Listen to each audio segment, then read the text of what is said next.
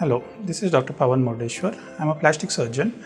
I have done my MBBS, MS and MCS plastic surgery from Bangalore, and I do practice at Motherhood Indiranagar as a cosmetologist.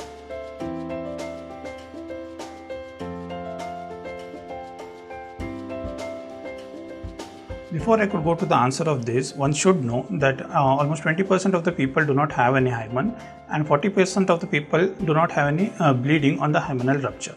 However, if there is presence of the hymen and if it is torn due to the spores, consummation or any tampon insertion, it can be surgically repaired by a procedure called hymenoplasty. It's a simple 1 to 1.5 hour surgery, after which the patient can proceed to their daily activities. It's better to get done the procedure just after the monthly periods and at least 2 months prior to the wedding date. Few precautions such as avoiding squatting and the bike riding, as well as sports or inserting the tampons, as well as medical interventions in the vagina at least 1 month post procedure are required.